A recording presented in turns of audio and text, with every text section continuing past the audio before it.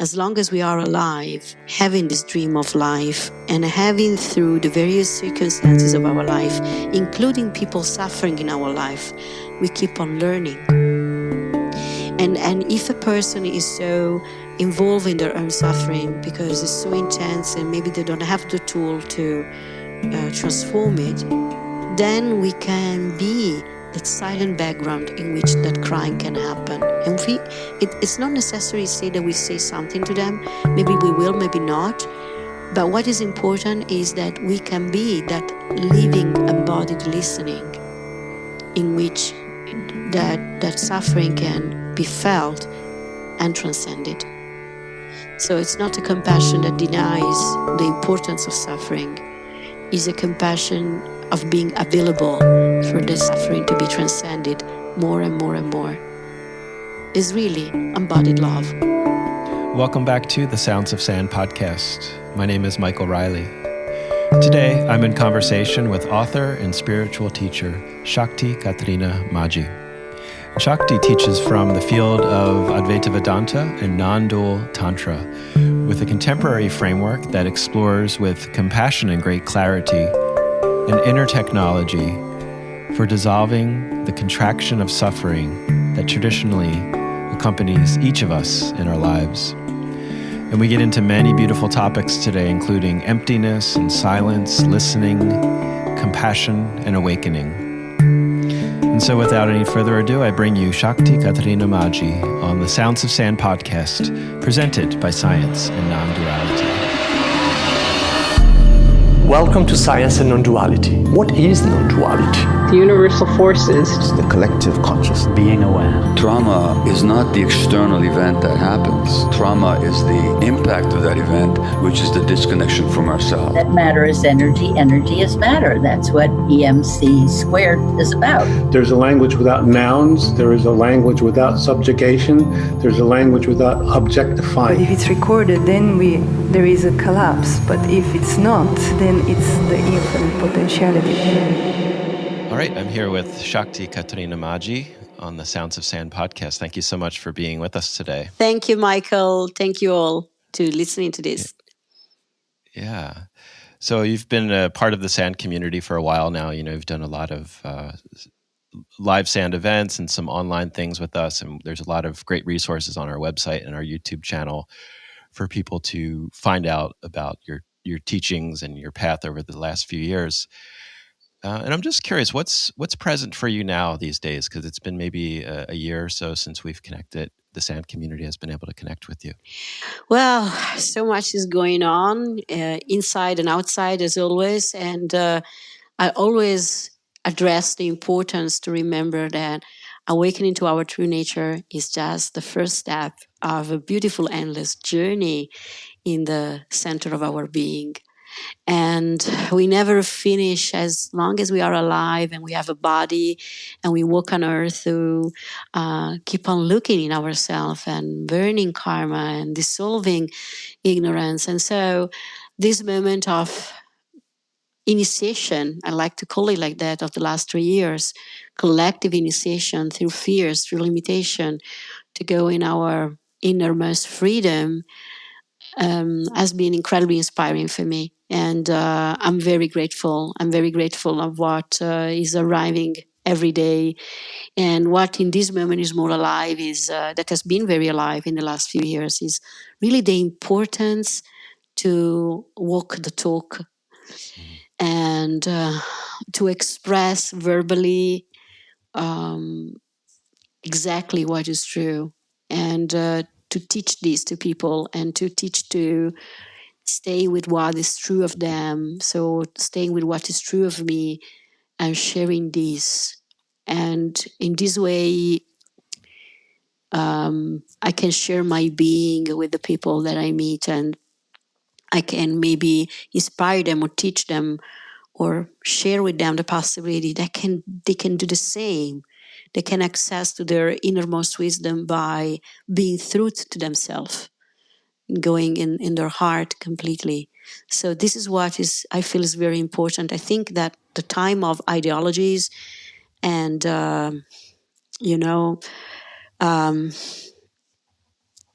great concept that we follow is kind of over.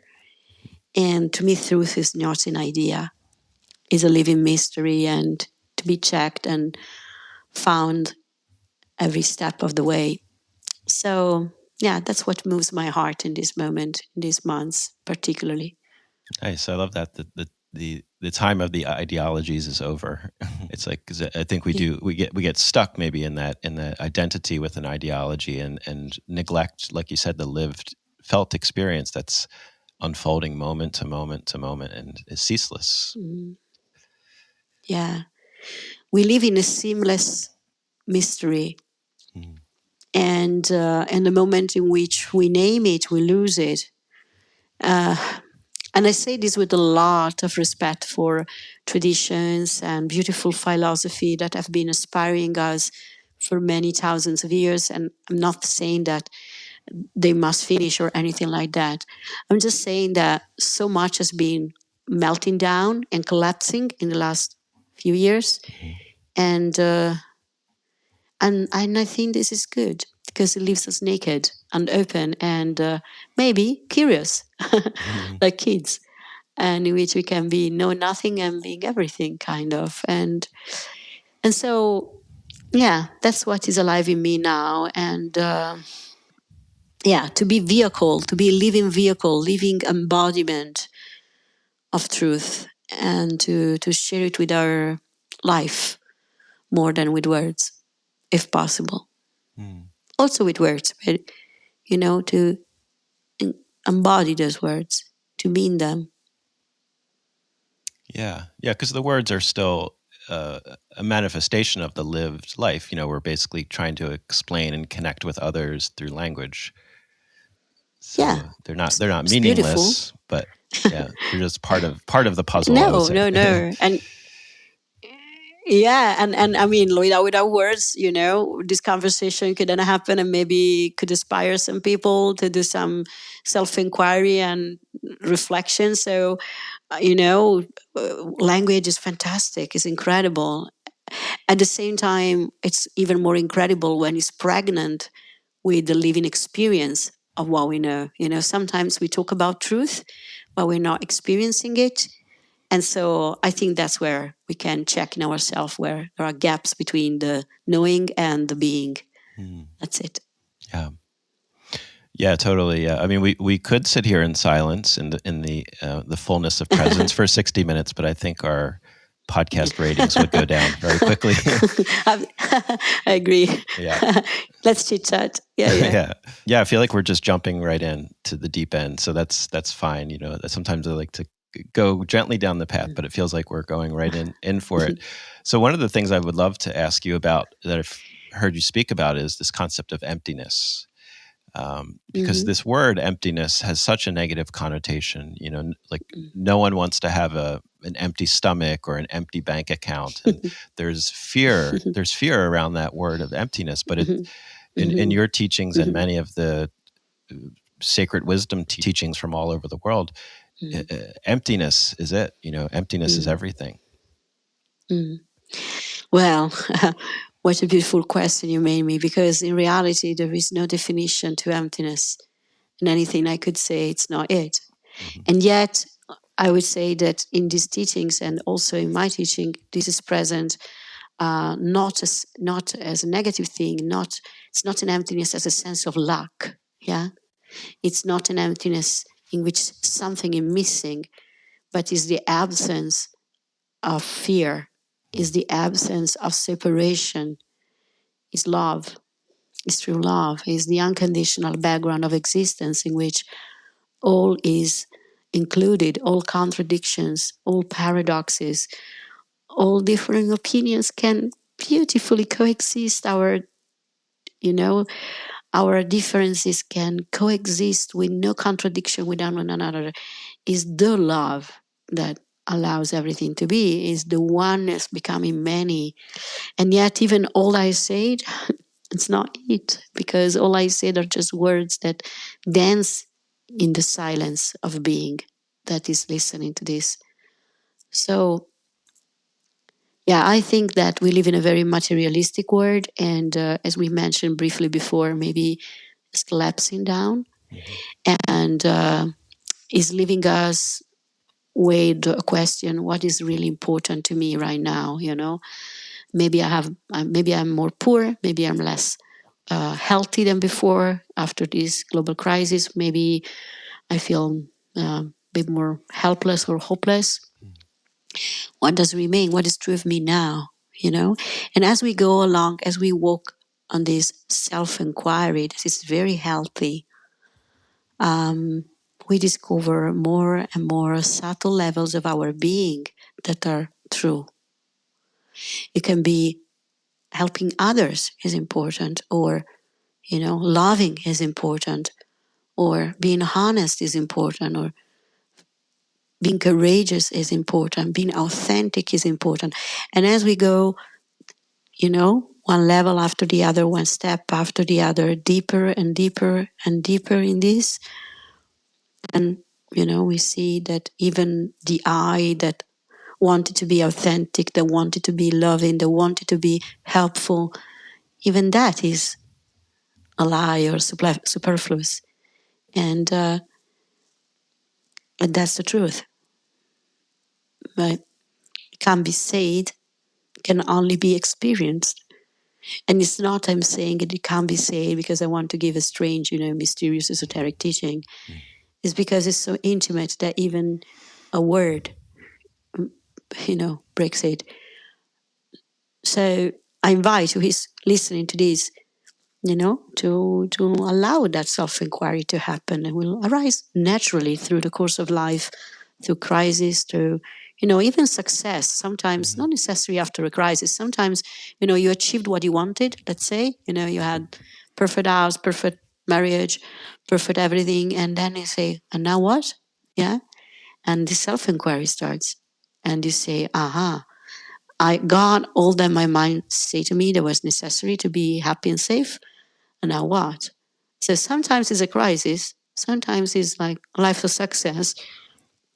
But the self-inquiry is so important because we can find in our being, maybe through the reflection and the mirroring of life of words of teachers, of teaching of of people, that can be helpful. Yeah, and I hope that these words can be the function for who is listening.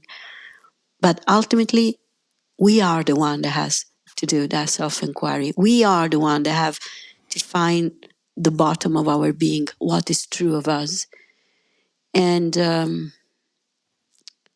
it's a solo journey, but you don't feel lonely because all the universe participates to that and responds to that. More you are truthful, and more it responds. That's my experience, at least.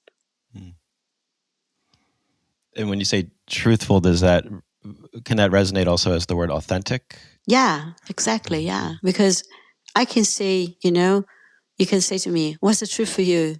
I'm nothing and I'm everything. And that's true of me.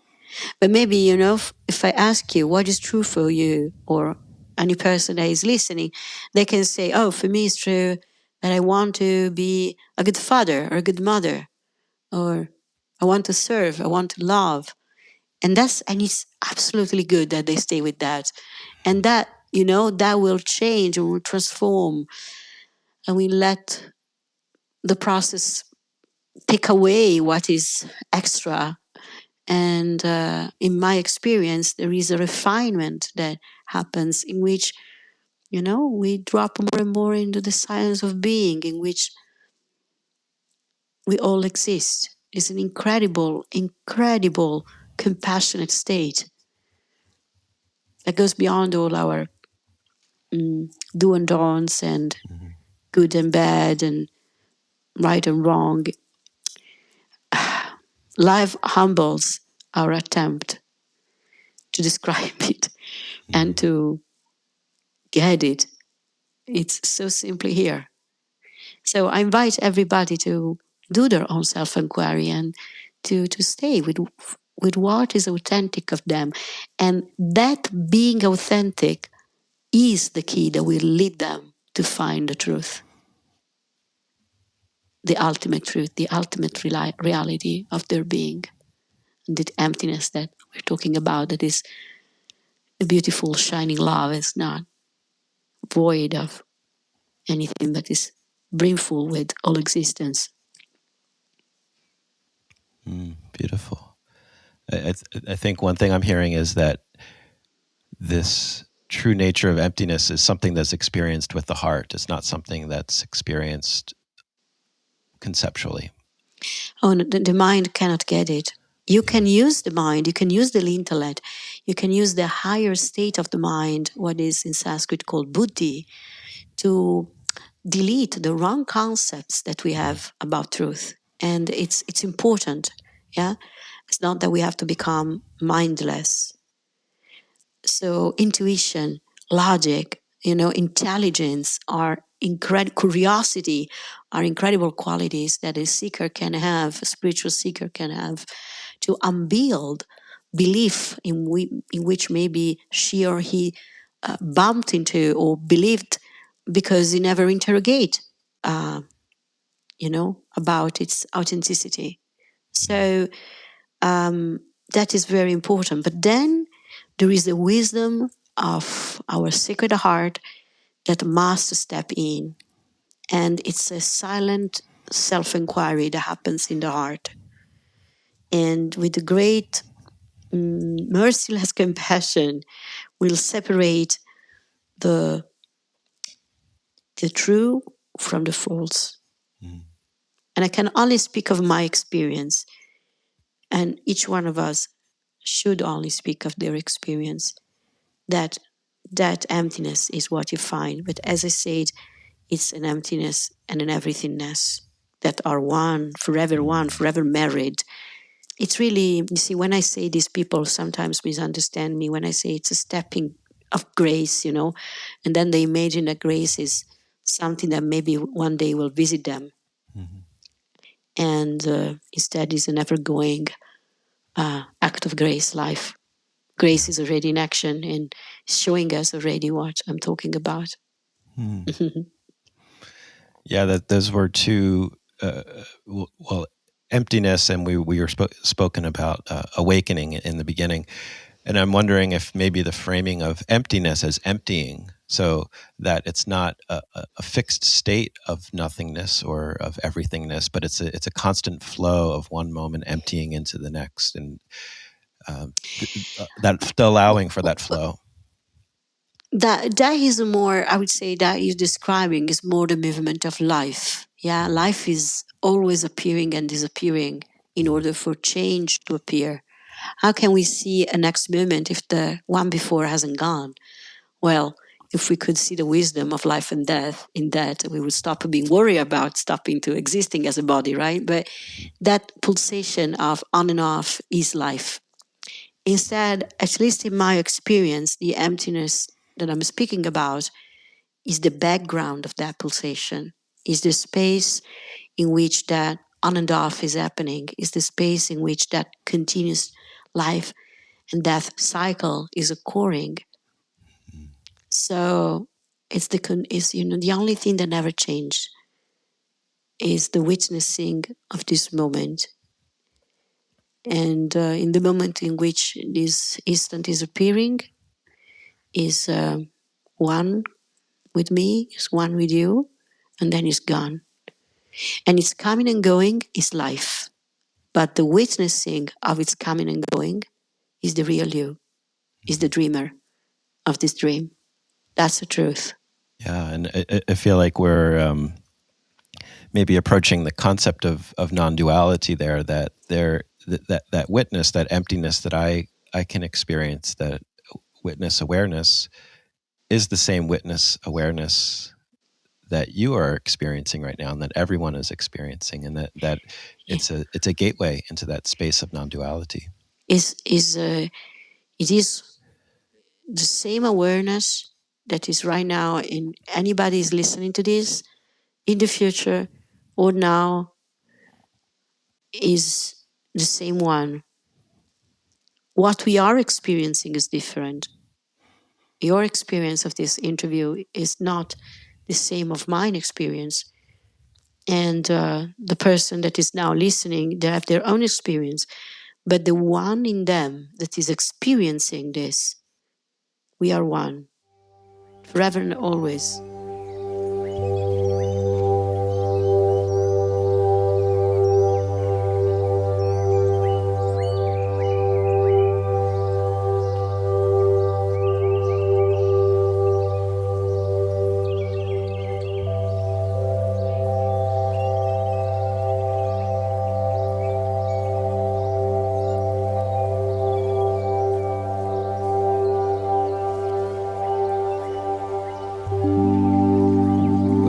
How do we stay with this paradox that it seems like we're having a separate individual experience of reality, but it's just the manifestation. It's just our kind of window into the infinite, into this emptiness we're speaking about. Yeah. Because you see, it seems to be a paradox, the fact that there is your dream life and my life. It seems to be a paradox because we are looking at the dream. Yeah. But the oneness is in the one that is experiencing the dream, not in the dream itself. So the life of Michael and the life of Shakti are different, even if they are happening in the same being. Exactly in the same way in which if you have a tree has, when it's blooming, when springtime is coming, it has many, many different flowers. And not all of them will become fruit, yeah, and will seed, and we will create other trees or forests. And these are the great being of humanity. Some of them remain a bud, yeah. And so we all have a different experience, but we are the tree. Yeah. So this one being is having, simultaneously billions and billions of different experiences, and is learning upon itself. And this means that, what we call your experience of life is benefiting the being that we are. My experience, so to say, of experience of life is benefiting this one being that we are, because we are consciousness. We are not the flower, my friend. So the flower is the way in which the consciousness is learning upon itself, but we are not this body-mind. We're not just this body-mind. The body-mind experience is the way in which us, consciousness, is learning upon itself. So if we understand this, everything that is unfair in our life or difficult, it takes a completely different perspective. It's not punishment, it's learning. You are learning by being Michael, and you are learning by being Shakti.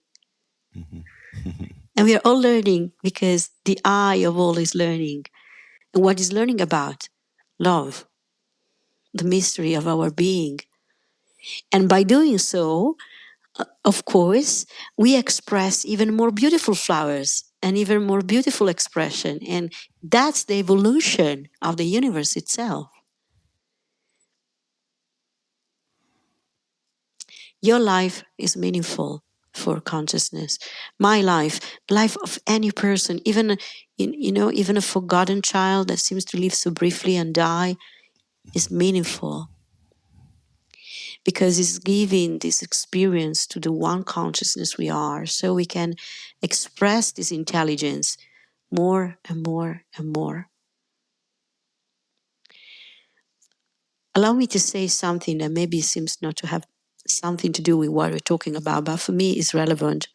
See, nowadays we say, oh my God, we're living such hellish moment in history, and so many wars and so many people treated unfairly, and there is so much violence in and out of us. And we are on the brink of disaster, and we're killing the planet and so on. And all this is true. But yet, there's never been a moment like now in history in which we cared so much about this. Yeah. We never cared so much that many people are dying or suffering or treating unfairly. And this is the evolution of consciousness. This is an incredible, important moment in time.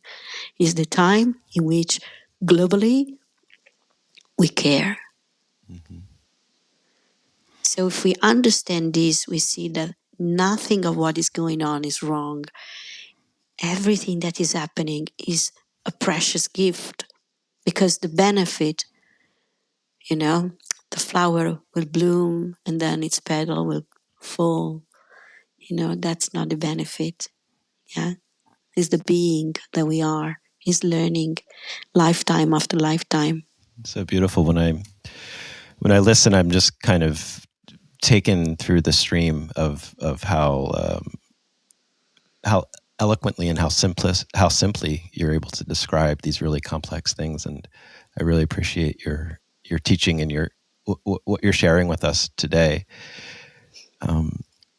One metaphor that came to mind when you were speaking about the difficulties of life, both individually and collectively, helping to shape the experience of consciousness to experience reality through us.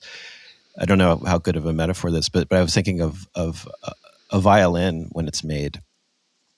It needs to go through the painful process of contraction and expansion and being played, and we say it has to be broken in. Often we say that with instruments or other things, that it needs to be broken in to really sing its truest song. There is great wisdom in what you say, and we should look not at our wounds obsessively, maybe through mental trip, but we should look at the light that comes through the wounds. Mm-hmm. And it's not always easy to do that. And sometimes we feel this, we can't cope with reality, and we feel overwhelmed. And those are very dark moments, which maybe we feel lonely and, but even just intellectually know that everything shall pass. You're experiencing right now desperation, it will pass. You're experiencing now happiness, it will pass. Everything shall pass. Mm-hmm. And if we stay in this witnessing from the heart, because the witnessing arises from your sacred heart, then, another dimension steps in your life, a dimension that is allowing everything to teach us about love. And sometimes we kind of try not to listen to the voice of this dimension because we are too busy with our life and with our goals and with our business, and it's okay. Then arrives a moment in which we listen, and as you say, sometimes it's only after like a lot of battering by life, in which we are stretching any direction. And but it's very important that we understand that we are not here to persist. Everything you got from your life, everything I got from my life, loves, money, understanding, wisdom, whatever, whatever beautiful knowledge will go. So it's not important. What is important is the love we are and we shared and we learn to be. So if this dimension steps in our life, then those crises can be navigated in a totally different way. And as my experience in this, especially the last few years, of a lot of students that saw this in themselves and they thrived, and it doesn't mean they didn't lose anything. Ultimately, we need to lose everything. We need to lose the concept of ourselves completely to wake up. So if we can do that before physical death, we live a life of abundance and of living grace, if I may use again this word.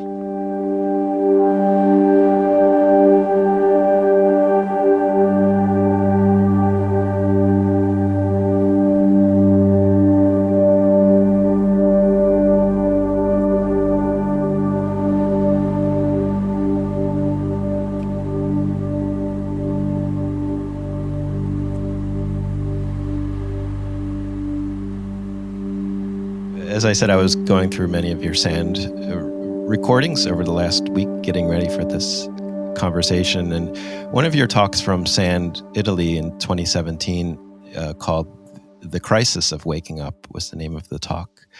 Mm-hmm. And you open it with this really beautiful invitation for people to close their eyes and see into their listening.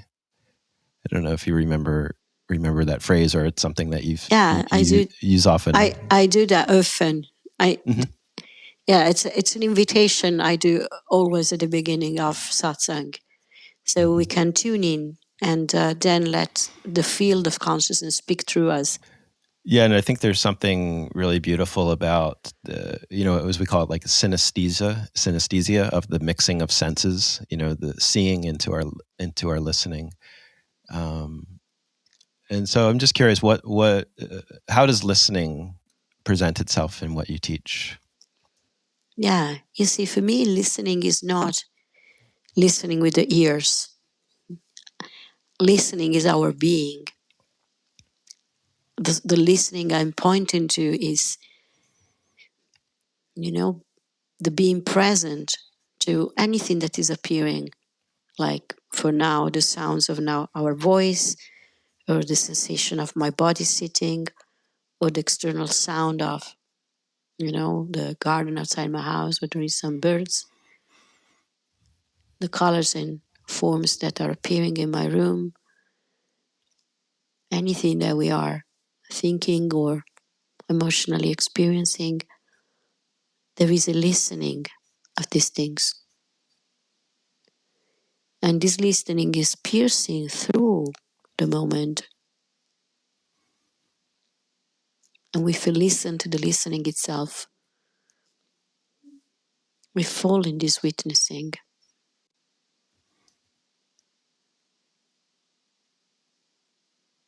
We see that what we call inner reality or outer one are one. And that for me is meditation. Exactly this resting in the listening of being. Yeah, and maybe there's something in the act of listening as opposed to seeing, because with listening we're paying attention to what's invisible, what's not yet here. We don't see sounds necessarily, sound waves, vibrations. They're basically invisible, and yet we're experiencing them. Yeah, well, I had to say that sometimes I also use the word seeing, but again, I'm not speaking about the eyes. Mm-hmm. Yeah, but yeah, I agree with you that if we're speaking about now, not as listening as a spiritual act of being aware of what we are, yeah, because sometimes I use the word seeing as a synonym of listening when you're speaking about of being aware of what we are, yeah, that's what I'm talking about. But if I follow your interpretation of what I said,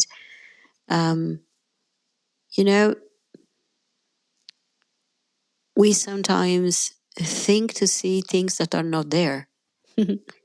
For instance, we think to see a person in people, and all we are seeing is a body, and all we're hearing is sounds.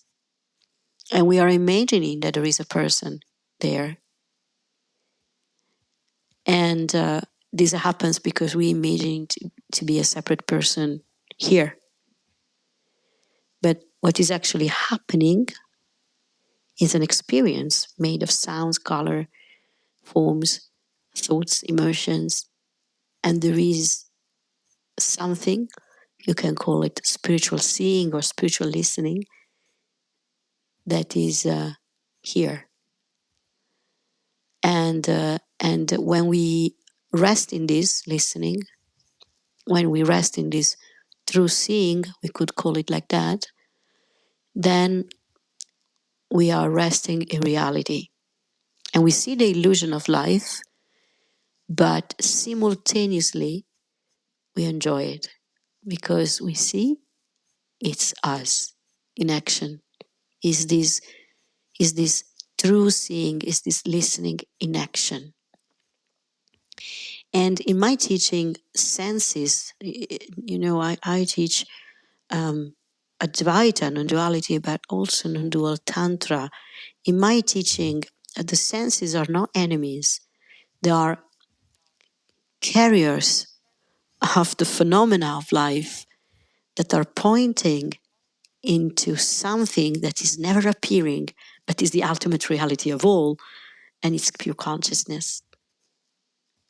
So what I try to teach to people is to use really their everyday life and their sensorial experience to see what is real without falling into the trap of adding that extra that is not there, like the separate entity, the person.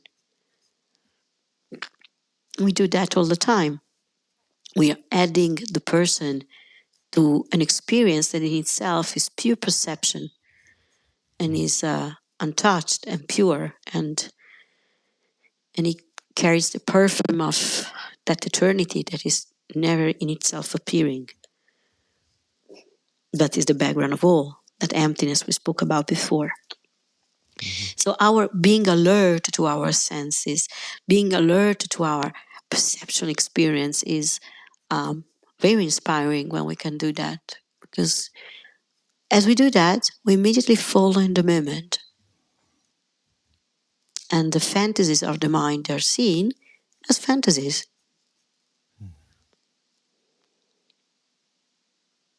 Perception is an incredible path towards the eternal moment. That's my experience, and that's why it's very present in my teaching.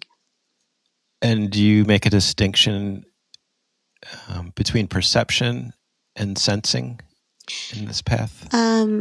I would say that perception is being aware of what the sensing or what the senses are carrying. Right. So, are you aware of your sitting on your chair? Are you aware of the texture of the sound of this voice? See, as you do this, you fall into the moment. That's Tantra. Yeah, I love this because I do know in my own spiritual path through Buddhism that there is I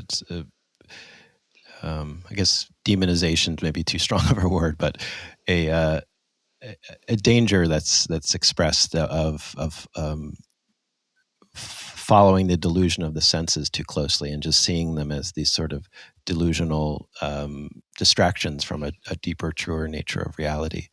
But in the Tantra path that you're describing and you teach, there's a celebration of the senses.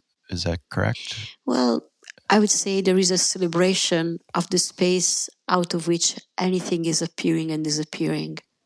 And because everything is appearing in the absolute, nothing is excluded. And in my experience, love is inclusion. So I'm not an expert at all of Buddhism, so please, whoever is listening, then I might not say it rightly, don't get offended.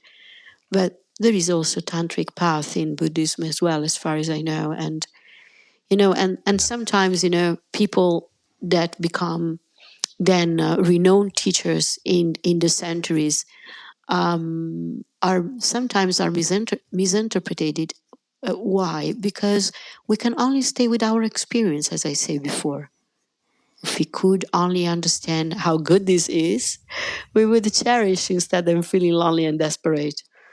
Because we would understand immediately that we are the mystery we are trying to work out. We are the key that will open the door of realization. Because, you can listen to what great beings said, of any tradition that legitimately realize their own being. But if we remain only with their experience, unavoidably, we're going to step into an interpretation of them. And what we will have is a knowledge. But to reach the wisdom that we are, aching for in our heart, we can use that teaching, but then we have to see what is our experience. And if we can do that, we become master of ourselves. Then we can use those pointers, we can be very grateful to them but they will not become the ceiling that will stop our growth. It must arrive a time in which we step out of any frame, any teaching, any label. And in that nakedness of truth, you will discover that, all these great sages, they arrived to the same point. That's the peak of the mountain, as far as I can see now. There's something that you said earlier that I wanted to return to, because we've you've been mentioning love in many different contexts, and you said earlier something to the effect that we as a society are more caring than ever before. Like I think we want to hold a space to know about the suffering of the world, to, the Avalokiteshvara, this one who listens to the cries of the world. And so this importance of compassion and as the ultimate face of non-duality and all the different spiritual traditions that you're touching into. So yeah, I just wanted to know, like, compassion, like, how does that present itself in your teaching? Well, compassion is the ultimate, it's the pinnacle of a non-dual understanding. And sometimes we misunderstand this word compassion, because we think that compassion is having pity for somebody, being sorry for somebody. That's not true compassion. True compassion is seeing so utterly the illusion of our suffering that we see the illusion of the suffering in the word, without detaching ourselves from the pain that this carries. And so it is simultaneously seeing the illusion of suffering and being open to listen to it and to transform it in our heart. Because you see, if you see that the suffering of somebody comes from an ignorance in which they are temporarily falling, because you are them, you become an open channel for their self-transformation. That's compassion. Your compassion gives a possibility, because we are one being.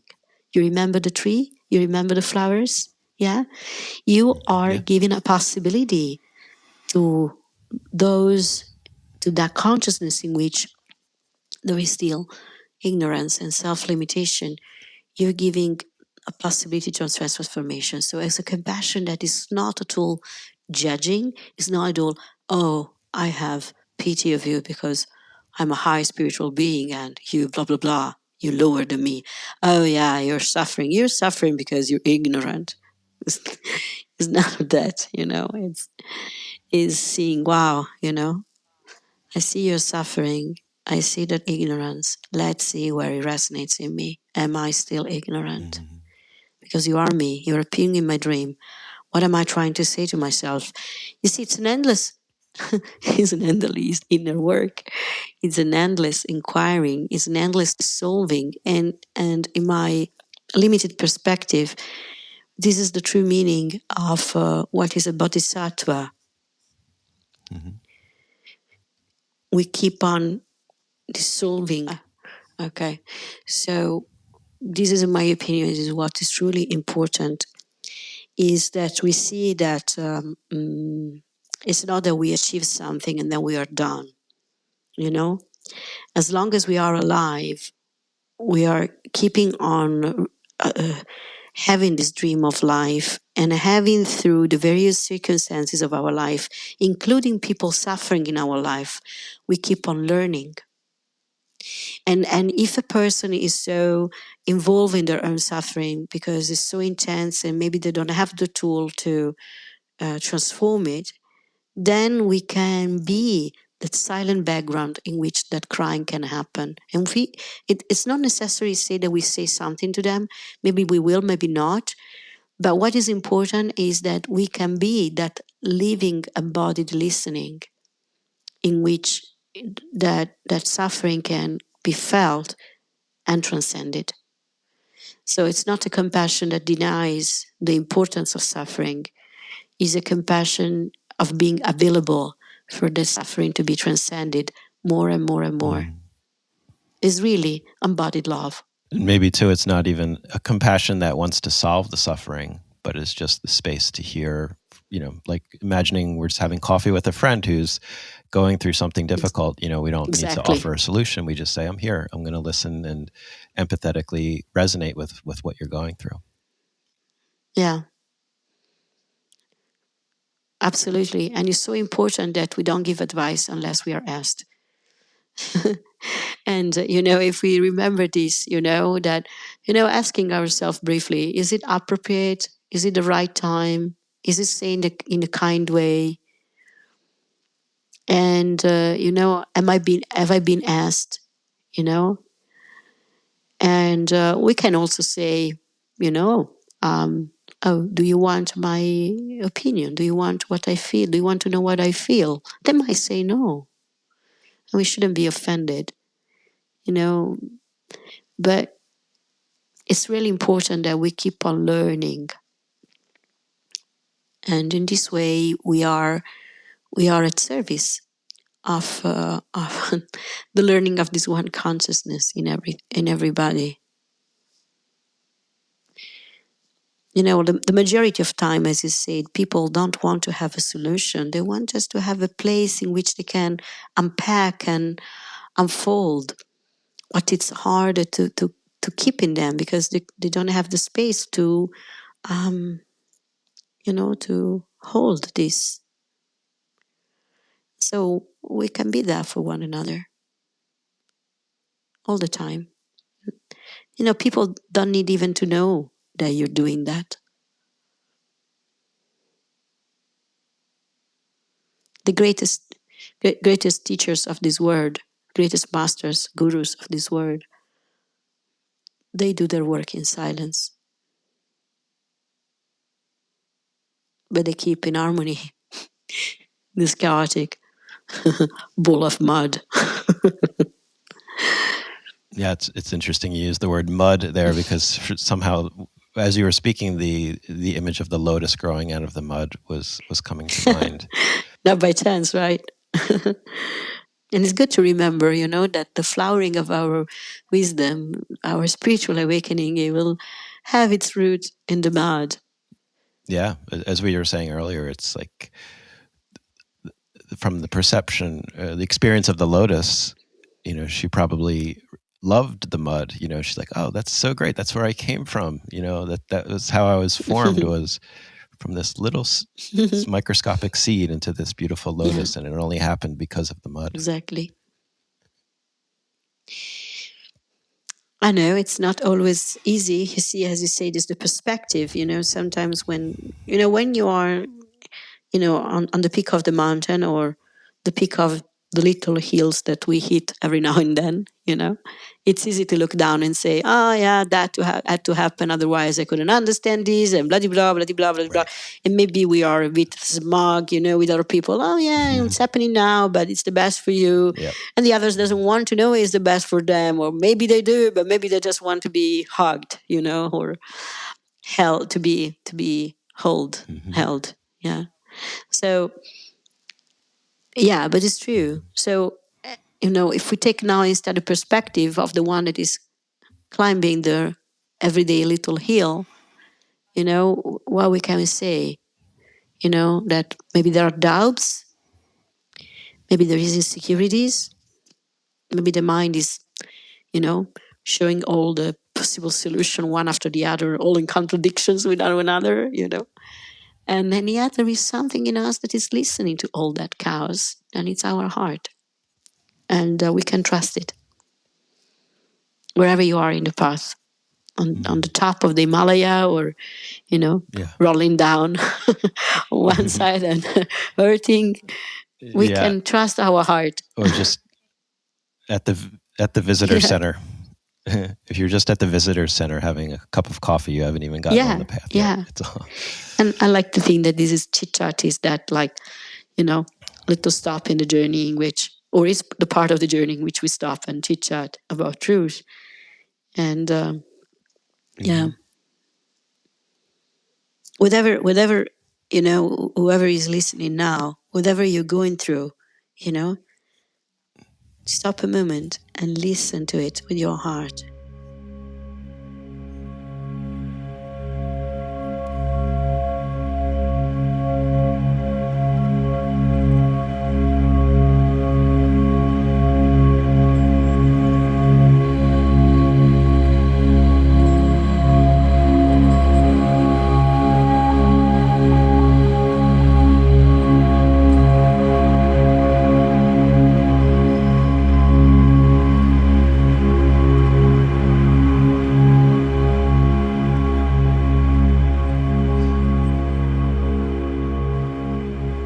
Wow, this has been a really beautiful conversation, really a joy and a privilege for me to hear this first. I guess to hear it before anyone else, because we'll be sharing this on the podcast, so lots of people will be hearing it. But to just be in conversation and in dialogue with you has been a real honor. So thank you so much, Shay. And how can people connect with you? So, what do you have going on in terms of events or online things? Yeah, well, my website is full of things, and they can go on it, and I suppose you're going to post it. But there is an online ongoing community that has been started with COVID time, and it never broke off, because you reach so many people around the world, different continents, different life, different backgrounds, and we speak once a week. And that's a great way to jump in and see what's going on and to see if you like it. There are also things in presence and retreat, international retreats happening 2-3 times a year, many things. And I really thank you for your time. And I hope this is inspiring for everybody, not to conquer the little piece of paper called truth and put it in a shelf and trying to take it out when it's necessary, but the truth as an ongoing inquiry. That's what is dear to my heart. Beautiful. Thank you so much. Thank you, Michael, and thank you, guys of Sand. I'm a big fan of you all, and I thank you deeply for all you do with such grace, love, and commitment. Thank you all. And thank you for listening to The Sounds of Sand. We invite you to explore more of our talks, dialogues, videos, articles, events, and offerings through our website, scienceandnonduality.com. If you've enjoyed this conversation, please consider becoming a member to access our massive library of Sand content, available exclusively to Sand members. And we would love it if you could leave us a review on Apple Podcasts, Google, and Spotify. And share this episode with your family, friends, and all sentient beings. Be well.